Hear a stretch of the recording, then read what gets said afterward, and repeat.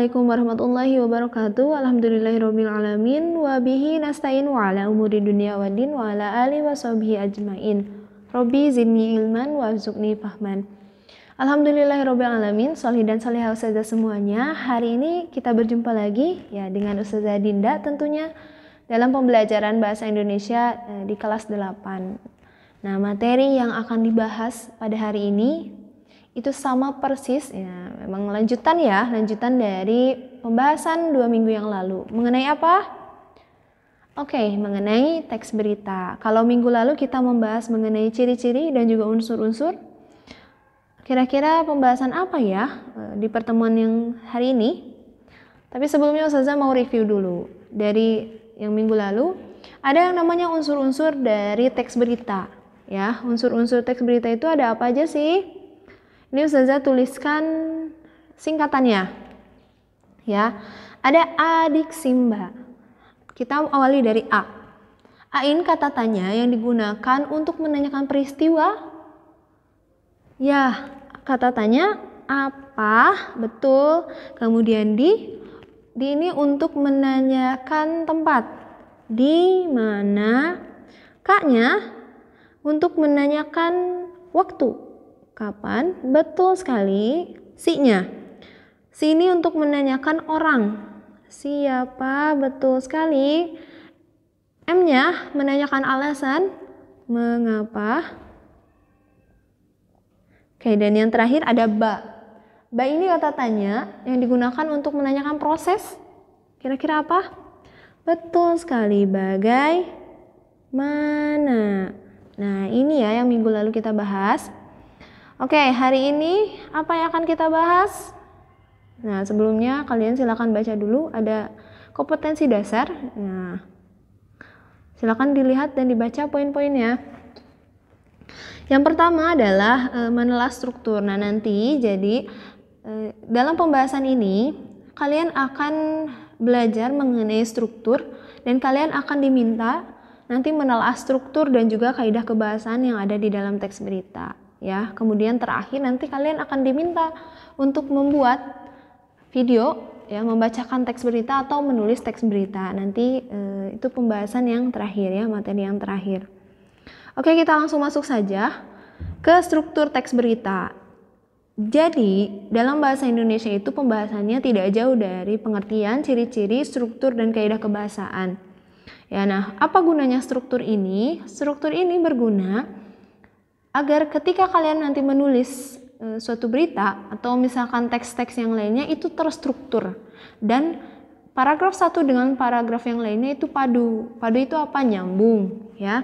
Jadi tidak misalkan yang paragraf pertama membahas mengenai jenis-jenis buah, kemudian yang paragraf kedua tiba-tiba membahas tentang macam-macam hewan. Kan tidak seperti itu gitu ya.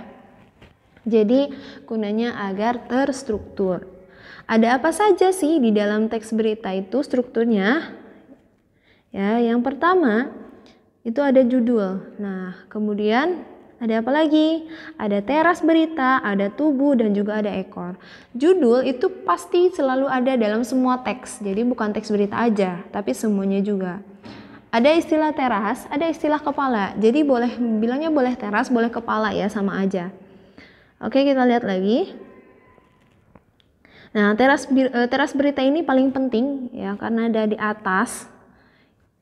Jadi informasinya ada di atas gitu. Informasi yang paling pentingnya itu ada di atas. Kemudian ada tubuh. Tubuh itu penting di sini. Dan ekor itu di sini ekor kurang penting. Ya, kita lihat pengertiannya.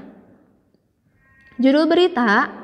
Oke, judul berita itu merupakan kata kunci yang mewakili seluruh berita. Ya, misalkan gini, ketika Ustazah menuliskan berita atau kalian membaca berita mengenai kecelakaan di Tol Jagorawi, maka pasti isinya mengenai kecelakaan yang ada di Tol Jagorawi, gitu ya. Itu kata kuncinya. Kemudian ditulis dengan ukuran yang lebih besar dari isi teksnya. Judul itu biasanya pasti ditulis fontnya itu atau ukuran hurufnya itu lebih besar dari isi teksnya. Misalkan judulnya 16 atau 14, isi teksnya itu 12 biasanya gitu, dan harus seperti itu kaidahnya ya. Kemudian teras berita, ada apa saja teras berita? Nah, teras berita ini berisi inti keseluruhan berita, kemudian saripati berita, dan setidaknya mengandung jawaban dari pertanyaan apa, siapa, kapan, dan di mana. Tapi biasanya kalau di teras berita itu menjawab pertanyaan apa, gitu. Kebanyakannya seperti itu. Bisa siapa juga, gitu. Nanti tinggal dilihat saja paragraf pertamanya itu membahas mengenai apa tidak, gitu. Kalau misalkan membahas berarti dia teras berita, gitu. Kemudian ada tubuh berita, nah berisi peristiwa dan kejadian yang dilaporkan setidaknya mengandung jawaban dari pertanyaan mengapa dan bagaimana. Itu jadi tubuh berita itu biasanya menjawab pertanyaan mengapa dan bagaimana. Ada juga tubuh berita yang dia berisikan kapan, di mana, mengapa dan bagaimana gitu. Nah, pada umumnya seperti itu sih. Jadi teras itu biasanya berisi pertanyaan apa saja, jawaban dari pertanyaan apa gitu. Kalau tubuh berita berarti pertanyaan-pertanyaan selanjutnya selain apa ya. Kemudian ada ekor berita. Ekor berita berisi informasi yang kurang penting, kemudian berada setelah teras dan tubuh, jadi berada paling bawah. Kenapa tidak penting? Nah, kurang penting gitu, karena kalaupun dihilangkan itu tidak akan mengubah informasi yang ada di dalamnya. Ya, kita lihat contohnya coba. Silakan dibaca dulu. Ya, ini 3 atlet Asian Games berbagi motivasi. Kira-kira mana judul? Judul udah pasti tahu ya, judul itu pasti ada di atas. Ya, ini judul. Kemudian kira-kira teras berita dan tubuh, kemudian ekornya mana? Betul, paragraf pertama termasuk ke dalam kepala berita karena berisi pertanyaan apa, menjawab pertanyaan apa. Kemudian yang kedua, paragraf 2, 3, dan 4 itu termasuk ke dalam tubuh berita, dan yang terakhir adalah ekor berita. Lihat ekor itu kalau misalkan dihapuskan itu tidak akan menghilangkan atau tidak akan mengubah informasi. Ya, itu ekor berita fungsinya. Nah, kemudian itu ya mengenai struktur dari teks berita. Jadi harus diingat-ingat ada judul itu pasti, kemudian kepala, ya tunjuk kepalanya ya, kepala berita, tubuh dan ekor. Ya, kebayang ya. Nah, selanjutnya kita akan membahas kaidah kebahasaan. Di dalam teks bahasa Indonesia itu terdapat banyak sekali kaidah kebahasaan dan dalam setiap teks itu pasti berbeda-beda. Adapun yang sama gitu ya. Ada apa saja kaidah kebahasaannya? Yang pertama ada verba transitif, ada verba pewarta, kemudian ada bahasa baku, ada kalimat langsung, ada konjungsi temporal. Nah, Ustazah harapkan ketika menyimak ya pembahasan ini kalian harus fokus karena pembahasannya cukup menyenangkan ya, gitu, karena memang harus berpikir lebih dalam lagi ya. Kita bahas satu-satu. Ada verba transitif. Verba transitif itu apa sih? Ada pengertiannya di sini. Kata kerja ya, verba ini adalah kata kerja. Ya, verba itu kata kerja yang dia memerlukan 2 nomina. Yang satu sebagai subjek, yang satu sebagai objek. Subjek itu apa sih? Objek itu apa sih? Kita lihat. Subjek adalah pelaku atau orang yang berbuat dan bertindak. Itu subjek ya. Kemudian objek itu ada apa saja? Objek itu adalah sasaran atau korban. Pernah belajar subjek predikat objek, menentukan subjek predikat objek pada kalimat? Pasti pernah ya, pasti pernah belajar.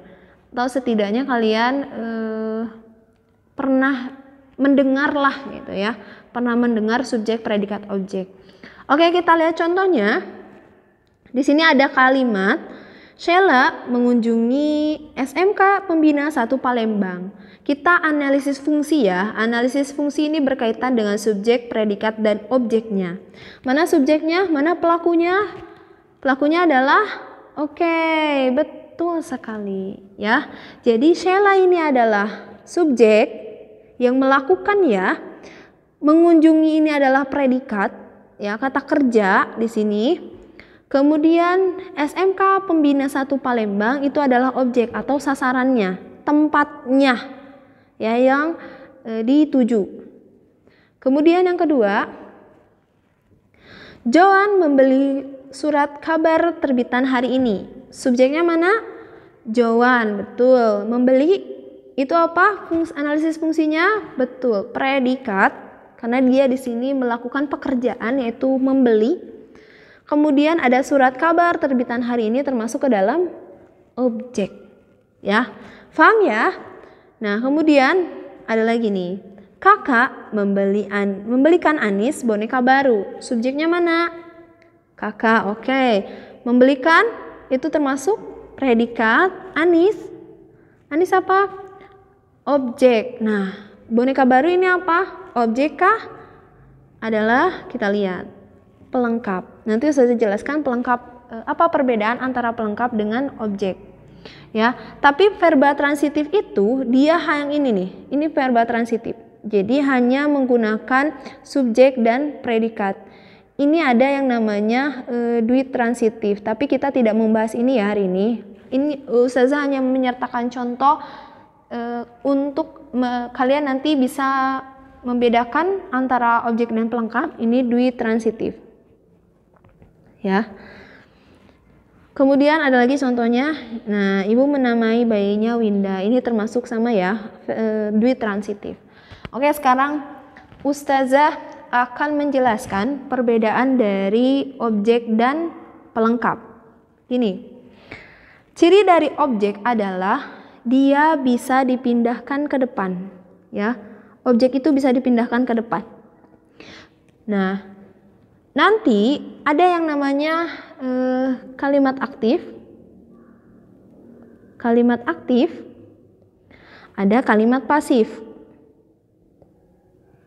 Ya. Kalimat aktif ini contohnya. Jadi subjeknya di depan. Subjeknya di depan. Nah, kalau kalimat pasif itu objeknya yang ada di depan. Ya. Objeknya yang ada di depan. Contohnya gini. Ya. SMK Pembina 1 Palembang, contoh dari kalimat pasif itu dibalikan. SMK Pembina 1 Palembang dikunjungi Sheila. Paham ya? Jadi kalau kalimat pasif itu objeknya pindah ke depan, kemudian predikat yang asalnya imbuhannya me diubah menjadi di, dan Sheila-nya dipindahkan ke belakang. Jadi seolah-olah objek yang berbuat, padahal sama saja gitu, subjek yang berbuat. Oke, contohnya lagi di sini. Surat kabar terbitan hari ini berarti dibeli Joan. Ya. Surat kabar terbitan hari ini dibeli Joan. Begitu. Nah, kemudian apa perbedaannya dengan pelengkap? Ya. Kalau pelengkap itu tidak bisa dikemana-manakan. Contohnya, langsung saja ya di sini. Contohnya, kita ubah menjadi kalimat pasif agar dia tahu bahwa boneka baru itu termasuk ke dalam pelengkap. Oke, gimana? Anis, ya, objeknya. Membelikan diubah menjadi dibelikan. Kakak, kemudian terakhirnya boneka baru. Ya, jadi boneka barunya masih tetap di belakang. Ya, Anisnya sudah pindah ke depan, kakaknya pindah ke belakang dan ininya diubah, ya imbuhannya diubah menjadi di. Itu ya, sama dengan ini. Berarti bagaimana? Diubah bayinya, betul sekali. Kemudian dinamai Ibu Winda, ya, sana itu, ya harus ada koma di sini ya, bukan bayinya dinamai Ibu Winda, bukan Ibu Winda namanya, tapi ibu menamainya Winda, gitu ya maksudnya. Oke, sampai sini paham ya. Jadi yang harus kalian pahami hanya ini sih sebenarnya ya. Jadi ya subjek, predikat, objek itu, dan perbedaan antara objek itu. Ketika objek itu bisa dipindahkan ke depan, ya, sementara tadi pelengkap tidak bisa dipindahkan kemana-mana. Oke. Nah, selanjutnya tadi verba transitif. Kemudian yang kedua ada verba pewarta. Apa itu verba pewarta? Kata yang digunakan untuk mengindikasi suatu percakapan. Ya, kata-katanya apa saja sih? Nah, ini mengatakan kemudian memaparkan, memberitakan, mengklarifikasi, menyampaikan, menjelaskan, dan menuturkan. Jadi kalau misalkan dalam kalimat ada kata-kata seperti ini, berarti ini termasuk ke dalam verba pewarta. Ya, nanti kalian harus ingat. Menyampaikan, polisi mengklarifikasi mengenai peristiwa yang terjadi pada minggu lalu. Itu berarti mengklarifikasinya adalah verba pewarta. Oke? Nah, selanjutnya ada apa lagi? Kita lihat, ada bahasa baku. Ini bahasa baku pasti kalian tahu ya. Bahasa baku itu adalah bahasa yang dia sesuai dengan kaidah kebahasaan, sesuai dengan EYD ya, EYD bahasa Indonesia tentunya. Oke, ini kata-kata yang tentunya sangat familiar, tapi masih banyak kesalahan dalam penggunaannya. Di sini ada antri atau antre, nanti atau capai atau capek, apotik atau apotek, berpikir atau berpikir, tauladan atau teladan, dan terakhir maghrib atau maghrib. Ini ada kata bakunya, ada yang kata tidak baku juga. Oke, yang pertama dulu nih. Antri atau antre kira-kira. Yang betulnya ya, bukan yang sering digunakan. Yang betulnya adalah antre. Itu bahasa bakunya. Jadi bukan hey antri dong, bukan antri, tapi antre, dan dibacanya juga antre. Kemudian yang kedua, capai atau capek. Capai, betul sekali ya. Tapi ini nanti tergantung pada konteks kalimatnya. Misalnya gini, Andi ingin mencapai cita-citanya. Capai di sini tentunya bukan capek, ya, bukan lelah, letih, bukan. Ya, tapi sesuatu yang akan dituju. Tapi kalau misalkan Andi merasa capai karena seharian sudah bekerja. Nah, capai di sini artinya lelah. Nanti tergantung konteks kalimatnya. Kemudian yang ketiga ada apotek atau apotik. Pekerjaannya namanya apa sih? Apoteker apa apoteker? Apoteker ya. Nah, kemudian berpikir atau berpikir. Itu ya, kalau orang Sunda itu biasanya mengubah P jadi F, jadi berpikir, padahal yang betul adalah berpikir. Kemudian yang selanjutnya ada tauladan atau teladan. Yang betul adalah, coba kira-kira apa nih? Tauladan atau teladan yang menjadi bahasa bakunya. Ini juga biasanya sering salah digunakan ya. Yang betul adalah tauladan ya, bukan teladan. Kemudian ada maghrib, ada maghrib, ada maghrib. Kalau ini pakai ha ya, kalau ini tidak. Yang betul maghrib. Jadi tanpa ha. Dalam bahasa Indonesia itu ada yang namanya konsonan rangkap. Konsonan itu berarti selain a, i, u, e, o, huruf vokal ya. Konsonan rangkap itu hanya ada SY, ada NG, ada NY. Itu. Jadi kalau dalam bahasa Indonesia itu tidak ada GH, karena ini kan bahasa serapan ya. Jadi yang betul adalah maghrib. Azan itu dituliskan azan, bukan adzan. Ya, itu salah. Itu ya bahasa baku, nanti silahkan dibaca-baca lagi. Yang kira-kira termasuk ke dalam bahasa baku atau tidak itu apa saja. Oke, kemudian kalimat langsung. Nah, kalimat langsung ini adalah kalimat yang menirukan ucapan atau ujaran orang lain. Kalimat ini berupa kutipan pembicaraan seseorang persis seperti yang dikatakan. Oke, Ustazah kasih ilustrasi dulu gini misalnya. Kalau dalam bahasa lisan, kalimat langsung itu adalah kalimat yang dikatakan oleh narasumbernya langsung. Contohnya gini, Ustazah mengatakan ketika di kelas ya, bahwa hari Minggu itu libur. Maka itu termasuk ke dalam kalimat langsung, karena Ustazah langsung yang mengatakan. Kalau kalimat tidak langsung, itu contohnya seperti ini. Misalnya, Akbar ke ruang Ustazah. Kemudian ketika Ustazah bertemu Akbar, Ustazah mengatakan, Akbar, tolong sampaikan kepada teman-teman bahwa hari Minggu itu libur. Nah, kemudian Akbar ke kelas dan mengatakan, teman-teman, kata Ustazah hari Minggu itu libur. Nah, itu kalimat yang tidak langsung karena tidak langsung diucapkan oleh Ustazah.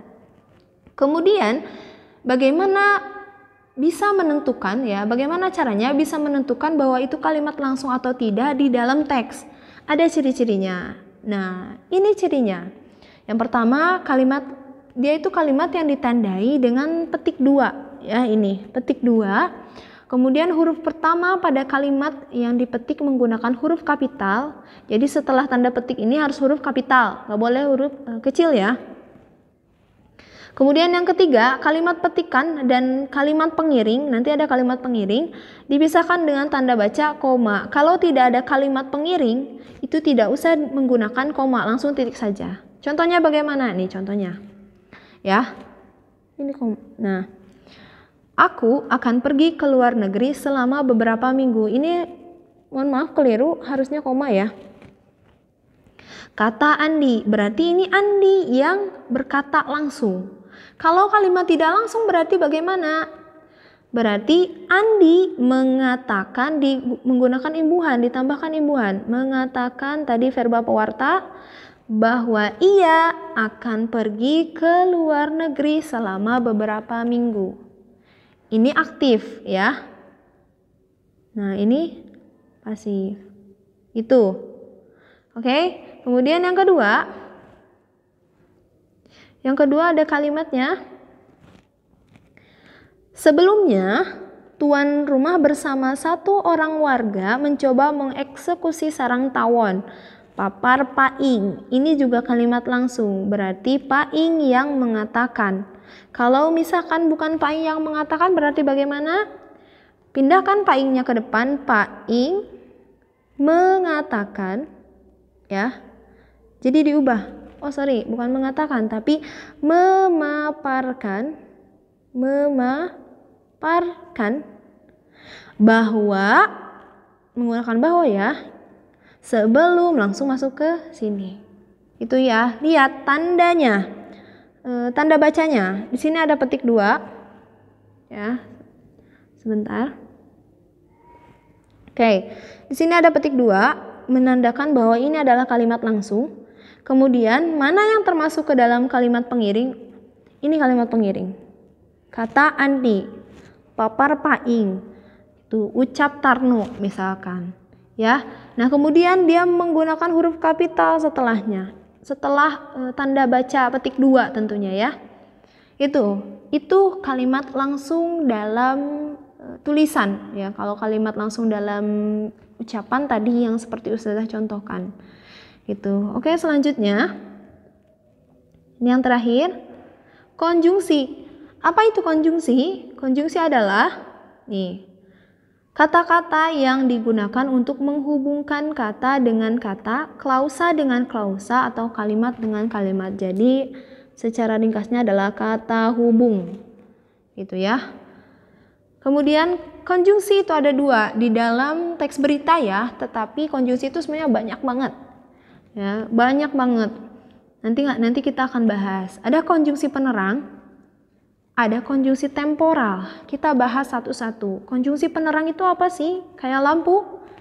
Ya, menerangkan ya. Lampu juga menerangkan kan ya. Nah, menerangkan atau penerang. Nih. Kata penghubung antar kalimat ya yang berfungsi penerang. Kan tadi ya, penerang kata yang diikutinya. Jadi nanti akan menerangkan kalimat yang setelahnya. Contohnya apa? Contohnya adalah kata konjungsi bahwa. Tadi misalkan Paing memaparkan bahwa. Nah, bahwa ini termasuk ke dalam konjungsi penerang. Gitu. Kayak yang kedua adalah konjungsi temporal. Apa itu? Nah, kata hubung yang dia menerangkan hubungan waktu. Itu jadi menerangkan hubungan waktu. Ada apa saja sih? Nah, ada kemudian sejak, setelah, awalnya, dan akhirnya. Kalau ada konjungsi ini berarti termasuk ke dalam konjungsi temporal. Oke, paham ya? Nah, demikian pembahasannya mengenai unsur-unsur sudah minggu lalu ya, mengenai struktur dan juga kaidah kebahasaan yang ada dalam teks berita. Gitu. Nah, nanti silahkan jika ada yang kurang jelas boleh ditanyakan. Yang terpenting ya, Ustazah selalu mengatakan dan mengingatkan bahwa ilmu itu harus diikat. Bagaimana cara mengikat ilmu? Yaitu dengan cara mencatat. Jadi silahkan nanti dicatat apa yang sudah kalian dapat dari pembahasan hari ini, gitu ya. Karena itu sangat penting untuk nanti kalian belajar ke depannya, ya. Mungkin cukup sekian dari Ustazah dan mohon maaf bila banyak kesalahan dan kekeliruan ketika menjelaskan. Semoga dimaafkan ya. Demikian, terima kasih. Wassalamualaikum warahmatullahi wabarakatuh.